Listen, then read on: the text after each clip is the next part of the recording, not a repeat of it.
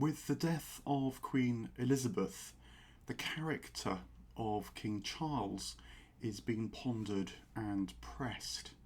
Many feel they know his views on ecology and architecture, medicine and agriculture. Some are worried that his passion for these matters might cause a constitutional crisis. A few are hoping his passion will cause a crisis. So here's an alternative take on the significance of the royal man. His views do not matter.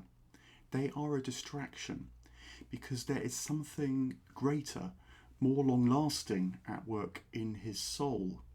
And if he can project his humanity and spirit, his reign will come to be valued and loved. A little known, astonishingly personal article is the source of my thought. The piece he penned provides a remarkable window onto his soul.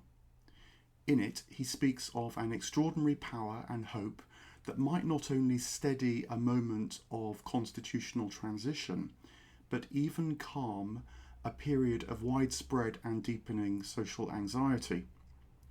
The article was a tribute he wrote to the poet and William Blake scholar Kathleen Raine, subsequently published in Resurgence magazine. Charles arranged a memorial service in the Queen's Chapel to celebrate her life and work after she died in 2003. Raine had become a mentor to the then Prince, a kind of spiritual director. She understood what I was about, Charles says in his eulogy. I shall never forget this because it moved me so deeply, he continues. This visionary, commanding woman was there for him, and he was glad of it. All my life I have believed in learning from the wisdom and experience of older people, he affirms.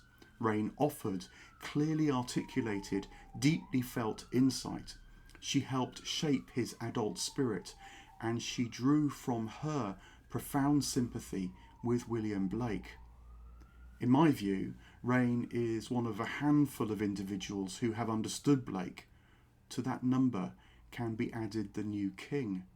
So what did she and he glean from the man who sang for England's green and pleasant land? Blake felt that Albion and our times were falling into a deadly sleep. Modern people have concluded that they possess the world.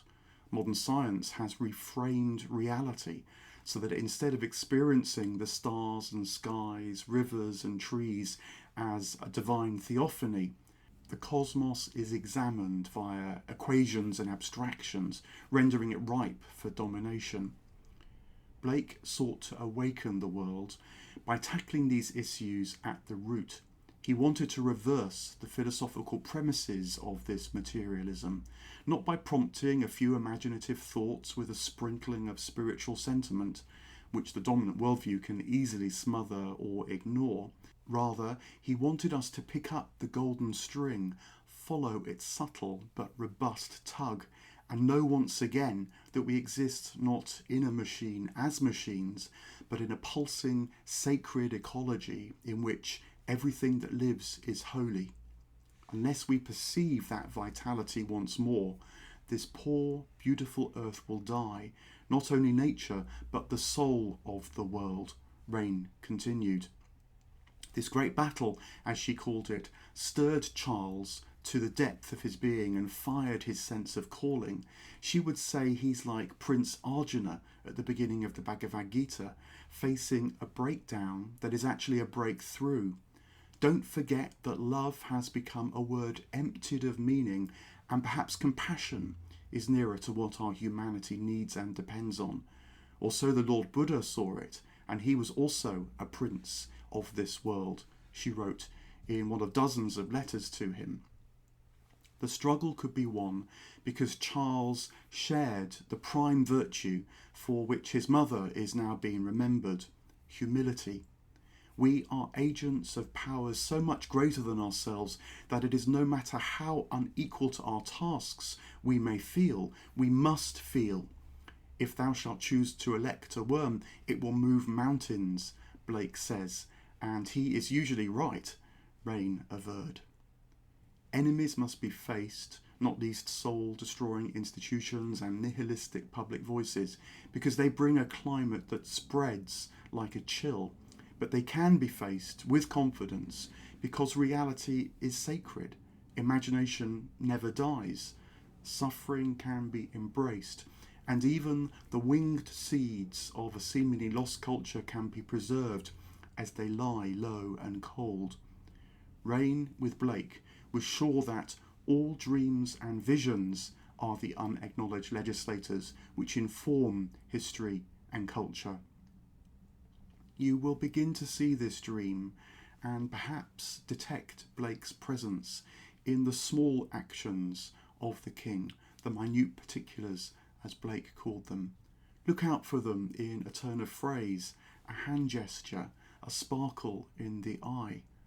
They matter more than grand gestures because they call to our humanity, confuse ideologies, and communicate soulfulness.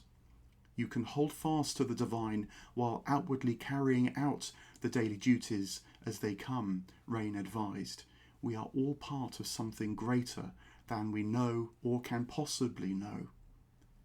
The character of the long, now passing Elizabethan age is becoming clearer to us. The late Queen brought stability to a world of change, unpretentiousness in a culture of showiness, faith during decades of doubt. So what will be the spirit of the new Caroline age?